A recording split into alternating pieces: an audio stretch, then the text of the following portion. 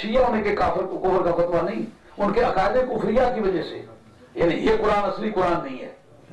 جبریل امین قرآن لائے تھے حضرت علی مرتضیٰ کے لیے، وہ بھول کے حضور پر نازل کر گئے۔ یہ تو بے شمار صحابہ کرام ایسے جن پر شیعہ کا لفظ بولا جاتا ہے۔ شیعہ موجود، شیعہ ہونے کے کافر نہیں ہے، عقائد کفری جیسا وہابی ہونے کی وجہ سے کافر نہیں ہے، عقائد کفریہ کی وجہ سے یہ کہ سرکار میرے جیسے ہیں، میری لاٹھی سرکار سے اچھی ہے، نہیں تو ہر اس طبقے کے لوگ جو ہیں گمراہ ہیں سارے، مگر کفر کے درجے کو وہی پہنچے گا جس کے کافرانہ عقائد ہیں۔ ہر گمراہی تو کفر کے درجے کو نہیں پہنچتی، اس لیے سادات میں سے کوئی آدمی اگر شیعہ ہو گیا ہے، وہابی ہو گیا ہے، آپ تردید کریں گے آپ شاہ صاحب آپ کا عقیدہ باطل ہے، آپ کو خون رسول سمجھ کے تعظیم کرتے ہیں۔ اور یہ بھی محققین کی تحقیق ہے، جو سید نسب سادات ہوگا غلط عقیدے پر کبھی موت نہیں کروں گا۔ اس پر محی الدین بن عربی رحمۃ اللہ علیہ نے فتوحات مکہ شریف کے اندر لکھا ہے۔ اور خواجہ عثمان دامانی رحمۃ اللہ علیہ آپ یہ حکم دیا کرتے تھے جس زمین سے شیعہ گزر جائے اس زمین میں آپ نے ہل نہیں جوتنا، کوئی فصل نہیں کاشت کرنا۔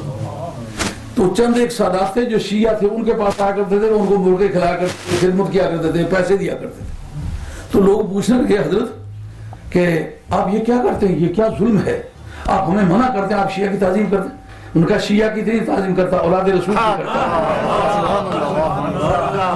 اور بتاتا ہوں شاہ صاحب یہ عقیدہ آپ کا باطل عقیدہ ہے، آپ اس سے باز ہیں جب تک یہ کفر کو نہیں پہنچتے۔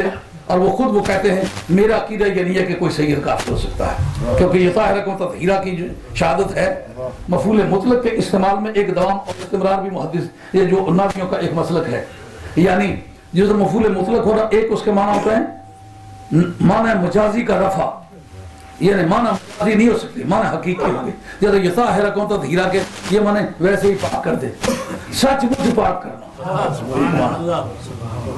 اور ایک اس کے مراد مبالغہ ہوتا ہے، مبالغے کی دو قسمیں، ایک صرفی اور ایک بلاغی۔ بلاغی مبالغہ ذات باری کا حق میں ممنوع ہے، صرفی مبالغہ درست ہے۔ صرفی مبالغہ کس بات کا نام ہے؟ معنی مصدری کے اندر، معنی مصدریہ کے اندر قوت پیدا کرنا۔ جو معنی مصدری ہے، جو اس کے لیکسیکل میننگ ہے، جو وربل میننگ جس کو کہتے ہو، اس کو انگریزی میں آپ کو لیکسیکل میننگ کہنا چاہیے، لغوی ترجمہ، لفظی ترجمہ، لفظہ نے میں نے، اس اعتبار سے سمجھو معنی مصدری کے اندر شدت پیدا کرنا، اس کا نام مبالغہ صرفی ہے۔ تو یہ طاہرہ و تطہیرہ کے اندر یعنی پاک کرے جیسا پاک کرنے کا حق ہے، یہ اس کا ترجمہ ہے، یہ اس کا ترجمہ نہیں تو جیسا پاک کرنے کا حق ہے، اتنا لمبا سینٹینس نہیں بولا گیا۔ اور ایک اس میں نبیوں کا مسئلہ ہے دوام اور استمرار، ہمیشہ کے لیے پاک۔ تو اس میں یہ جھگڑا پڑ جاتا ہے جب عملی برے کریں تو پھر کیا پاک۔ عز الدین بن عبد السلام نے عمدۃ الاحکام کے اندر، نہ قواعد الاحکام کے اندر یہ بحث چھیڑی ہے۔ انہوں نے کہا جس وقت پروردگار مہربانیوں پر آتا ہے نا، عمل نہیں دیکھتا۔ فضل الہی کے اپنے فیصلے ہیں، ان کا اس کا ثبوت، ان کا جو جنت ہی میں پیدا ہوئے انہوں نے کیا کیا، جنت میں گئے، جو جنت میں ہی پیدا ہوئے ہیں انہوں نے کیا کیا ہے، آپ نے اپنے ملک میں پیدا فرمایا۔ سمجھ میں یہ بات۔ اب اگر کوئی بندہ وہابی ہو جائے سادات میں سے یا شیعہ ہو جائے، اگر کفر کے درجے کو پہنچ جائے تو کفر سے نسب کٹ جاتی ہے۔ یہی وجہ ہے کہ ایک انسان کا کفر آپ ثابت کر لیں، جس باپ کے گھر پیدا ہوا ہے اس جائیداد سے الگ اسے ہونا پڑے گا، وہ جائیداد اس کو نہیں مل سکتی، اس لیے کہ جائیداد ملتی ہے نسب کے اعتبار سے، کسب کے اعتبار سے نہیں ملتی۔ سمجھو ادھر سارے لوگوں کی کسی نے کال جمنے نہیں ہوئے تو بھاڑی ملی نا، اس طرح سیدھا کی کہ سیدھا نے کال جمنے نہیں ہوئے تو نہیں ملی ہے۔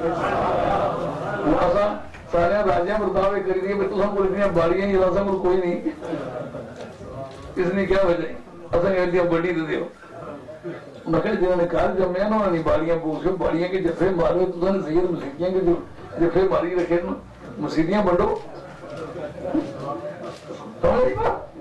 کسی کے گھر پیدا ہونے سے بھی کوئی چیز ملتی ہے۔ تو اس وجہ سے جو آدمی کافر ہو جائے اس کو تو اپنے باپ کا مکان نہیں ملتا، باپ کی جائیداد نہیں ملتی، تو پھر باقی چیزیں کیا ملیں گی؟ اگر کوئی سادات میں سے کافر ہو جائے نسب کٹ جاتی ہے، مگر محققین کی تحقیق ہے سید کافر ہو نہیں سکتا، کیوں؟ آیت تطہیر مانے اسے، سمجھو؟ اب یہی قاعدہ صحابہ رسول کے بارے میں بھی آپ کو ذہن میں رکھنا ہوگا. آپ کی نظر فلاں صحابی نے یہ کیا، فلاں صحابی نے یہ کیا. اگر کسی سب سے بڑے گنہگار کو رب کہے کہ میرے یار کا یار ہے، محبت کی عادت عیب دیکھنا نہیں ہے. رضی اللہ عنہم ورضوا عنہ. محققین کا ایک طبقہ لفظ اجمعین جو عام طور پر درودوں میں استعمال ہوتا ہے، اس کے مطلب یہ رائے رکھتے ہیں سرکار کے دور میں یہ لفظ نہیں استعمال ہوتا تھا. اگرچہ بعض کو اتفاق نہیں ہے اس سے، لیکن بعض کی رائے یہ ہے، اور وہ محققین کا طبقہ ہے. کہتے ہیں یہ کہتے ہیں صلی اللہ علیہ خیر کی محمد وعلی واصحابہ اجمعین. آل کے ساتھ اجمعین نہیں آتا، کیونکہ لفظ آل خود اس معنی کو جامع ہے، لیکن صحابہ کے ساتھ اجمعین آتا ہے. کیوں؟ کہ جس وقت بعض لوگوں کی نگاہیں صحابہ کرام میں جو اختلافات ہوئے ہیں ان کی وجہ سے فلاں صحابی نے یہ کیا، فلاں صحابی نے وہ کیا، فلاں صحابی نے یہ کیا، فلاں صحابی نے وہ کیا، اس وقت آل حق نے کہا اجمعین. اس بارے میں ہم کوئی کلاسیفیکیشن نہیں کرتے، جس کا صحابی ہونا ثابت ہے اس کے بارے میں زبان کو خاموش رکھنا ہے. کوئی فضیلت یاد ہے تو بیان کرو، عیب نہیں بیان کرنا.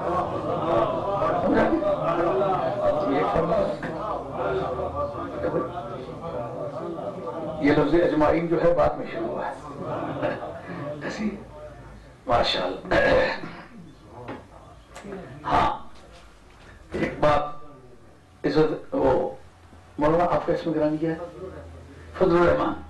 مولانا فضل الرحمان صاحب مدد العالی، یہ ایک بڑے فاضل عالم دین ہے. خود میں نے کبھی ان کو سنا نہیں، لیکن مجھے ان کے والد صاحب رحمۃ اللہ علیہ کی زبانی مجھے پتا ہے. اور ایک خاص وقت گزرا ایسا جس مجلس میں یہ بھی تھے مولانا غلام علی صاحب اکاڑوی رحمۃ اللہ تعالی علیہ، وہ بھی تھے. اور اتفاق سے وہ جج بھی اس مجلس میں موجود تھے جنہوں نے بھٹو کے کیس کا فیصلہ کیا تھا. وہ جج بھی اتفاق سے موجود تھے سپریم کورٹ کے، کہ جو مرزائیت کے کیس میں فیصلے میں شامل تھے. ججوں کی ایک بڑی میٹنگ تھی، اس میں کافی سارے اور دانشور، کوئی اکا دکا وزیر بھی اس میں تھا. اس میں مولانا غلام علی صاحب اکاڑوی رحمۃ اللہ علیہ تھے. میں تقریر کر رہا تھا اور آپ کا مزاج مبارک تھا. آپ بڑے چونکہ اعلیٰ دانشور لوگوں میں سے تھے اور اکابرین میں سے تھے. جو کوئی تقریر کر رہا تو دوران تقریر جو بھی اس نے جملہ بولا، جہاں کہیں پھسلا ہوا بولا تو سب وہ پیچھے سے لقمہ دے دیا کرتے تھے. اب میں تقریر کر رہا ہوں، انہوں نے ایک لقمہ دے دیا. میں نے کہا میں فارغ ہو کر آپ سے نمٹتا ہوں. وہ چونکہ یہ بات میں اس لیے کہہ گیا کہ میرے ساتھ ان کی بے تکلفی تھی، مجھ پر بہت مہربانی فرماتے تھے. میں ان کے بچوں کی حیثیت کا آدمی تھا. میں یہ آج بھی نہیں سمجھتا کہ میں ان کے برابر کے لوگوں میں سے ہوں یا ان کے دوستوں میں سے ہوں. نہیں، دوستوں میں نہیں، ان کے برخورداروں میں سے ہوں. اور میں نے کہا میں ابھی فارغ ہو کر آپ سے نمٹتا. یہ موجود تھے. ان کی طبیعت اور کچھ ملال کے آثار ہے. مولانا میں آج معافی چاہتا ہوں. وہ چونکہ آپ کو پتہ نہیں تھا کہ میرا ان سے تعلق کیسا ہے. میں نے کہا میں فارغ ہو کے ابھی آپ سے نمٹتا ہوں. تو سب اونچی آواز سے پڑھنے لگے علی امام مرست و منو غلام علی.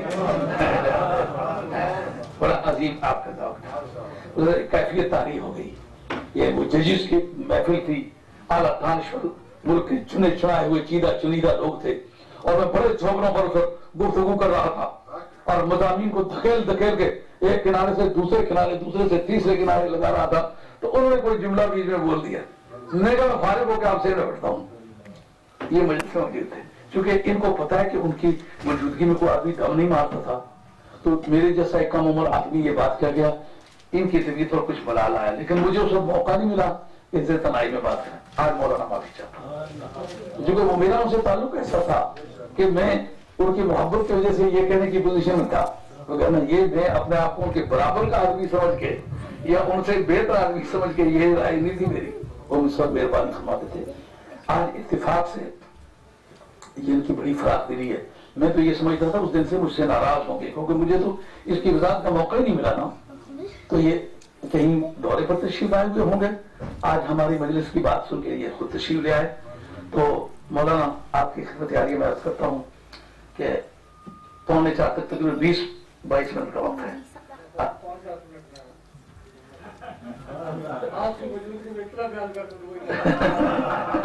نہیں، آپ بڑے فاضل سے مولانا غلام علی صاحب رحمۃ اللہ کی ہوا بھی جس آدمی کو لگ گئی ہے نا، اس کا بھی سوسائٹی میں ایک نمایاں رنگ ہے. ان کی قبر کا بھی احترام کرتا ہوں، ان کی نسب کا بھی احترام کرتا ہوں. ان کے کام کا بھی احترام کرتا ہوں، ان کے قلب کا بھی انشاءاللہ زندگی بھر احترام کرتا رہوں گا. تشریف لائیں. بسم اللہ.